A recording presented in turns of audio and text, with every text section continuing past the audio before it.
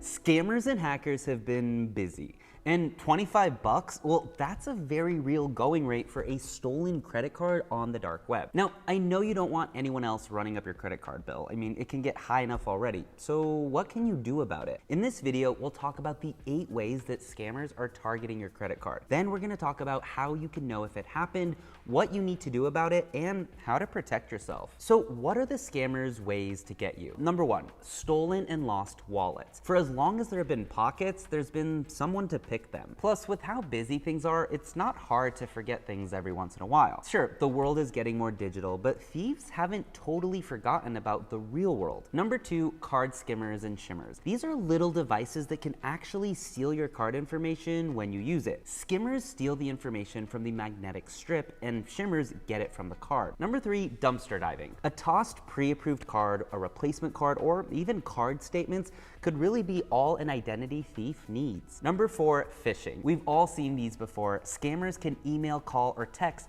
pretending to be an organization that you trust, like the bank or the IRS. They'll ask you for information, and if you give it to them or input it in their form, it's game over. Number 5, malware and spyware. You could accidentally download this dangerous software through infected websites or links. Some malwares collect everything you type, so hackers can get away with a lot more than just your credit card. Number 6, formjacking. Hackers can sometimes insert malware in the forms of websites that you trust. When you enter your information, it goes to them too. Number 7, data breaches and hacked payment systems. Data breaches are on the rise. Just one data breach could expose millions of cards. You could be especially at risk if you store your credit card information in online stores. Number 8, account takeovers. If a thief gets a hold of your credit card login, they can use your card almost as if they had it in hand. Worse, they can start applying for new cards or take out loans. Wow, okay, so that's a lot to take in.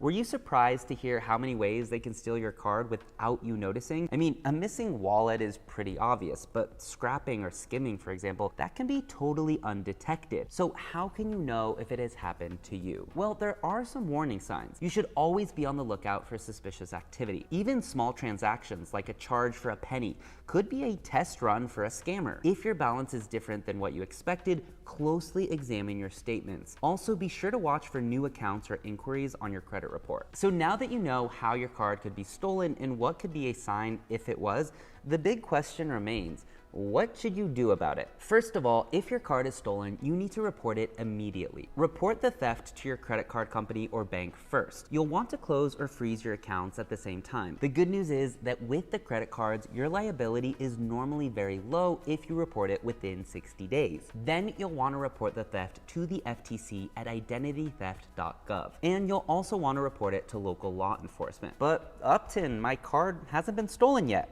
Wow, even better.